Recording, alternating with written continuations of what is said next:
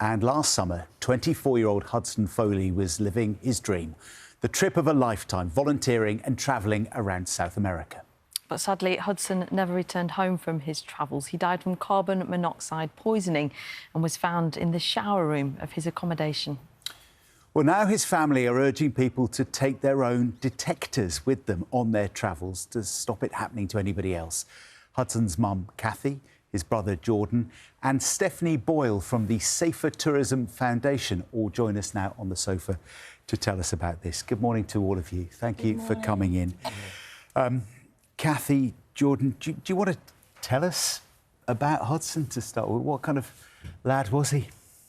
Hudson was full of life. He absolutely embraced life. He loved travelling, and his travels took him to Australia. He travelled for 2 years during the pandemic, and he returned to England and saved up and ended up in South America.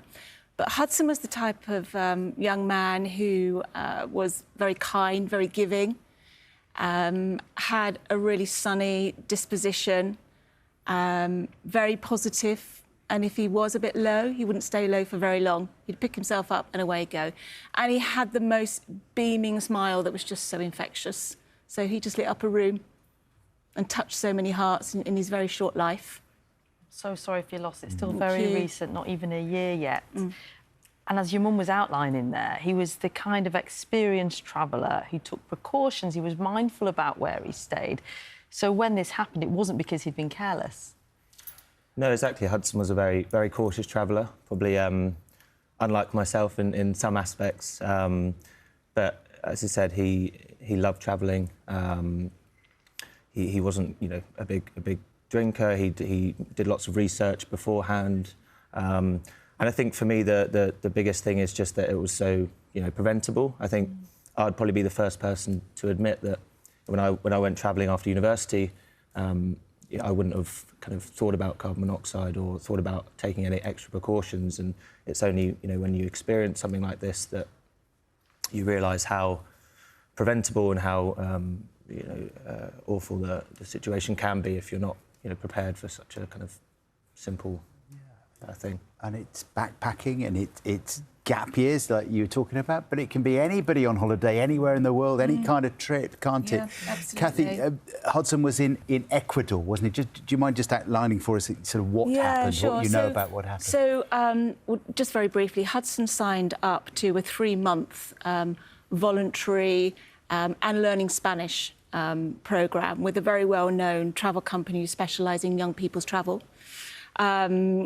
And he had a month in Costa Rica, a month in Ecuador, in Quito, and then a month in Peru. And when he was in Quito, he stayed with a lovely family who did look after him as if he was their own, and so much so that encouraged him to go back. You know, he went to stay with them instead of coming home. And he said that he was going to go and stay with them for another month. And on the 30th of August, he had breakfast with Grandma. Hudson had the most ferocious appetite. That was one of his characteristics, was that he could eat whatever was put in front of him. He phoned home. I spoke to him for about 35 minutes. He was telling me all about his plans for where he was going to travel next. And then an hour and a half later, he was found passed away. That quick? In the shower room. And there was nothing to suggest when he called me that he was feeling unwell at that point, although he had had symptoms in the lead-up to his passing, which we now know was possibly as a result of carbon monoxide leaking into his bedroom, which was next to the shower room. Stephanie, Hudson was such a careful young man. He was experienced, he did all the right things, he was living his life to the full, but he was being precautious. Nobody would think about carbon monoxide on a trip like this. This is one of the reasons that our charity exists, unfortunately. As Cathy and Jordan told you, he was taking all the right precautions. He'd done his research, he was going with a trusted travel provider, but it can happen anywhere. And that's one of the key messages for us, is that carbon monoxide poisoning, unfortunately, can happen where any fossil fuel is being burned, and that's any kind of gas burner, it's any kind of wood burner. So it can happen in the UK just as much as it can happen overseas. And our charity was born out of, unfortunately, another tragedy very similar to this one, where Bobby and Christy Shepherd, 2 children, were killed in a resort in Corfu while on holiday with their family.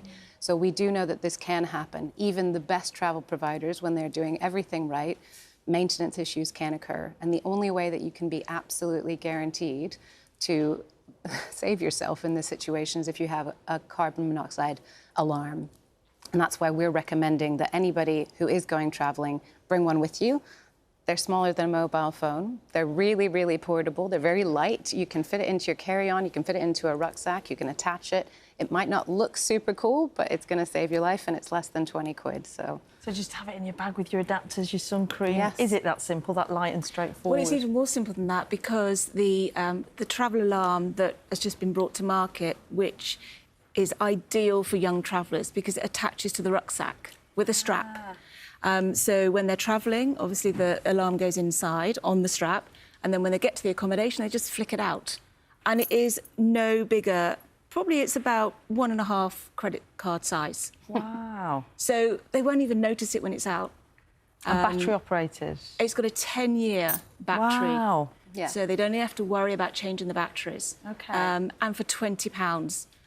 I mean, the heartbreaking realisation for me is that £20 could have saved Hudson's life. But it's the you can't blame yourself, can it? 'Cause it's the awareness as well. Like, you weren't to know, none of us knew until this morning that it would be that easy. Absolutely. And part of Hudson's campaign is to try and encourage the travel companies that target young people to put it on the kit list. Yes. Because had it been on the kit list, I'd have questioned it. It's a bit unusual being on a kit list. But I would have encouraged him to purchase one alongside the £150 hiking boots, and he probably paid over £1,000 for his kit list. Yet the crucial piece of equipment was missing. Such an important message for parents watching and for travellers this morning. Just think, could something so simple could literally save lives. Thank you all so much for coming in and talking. I'm sure you've made a lot of people think about that this morning. Thank you. Thank you.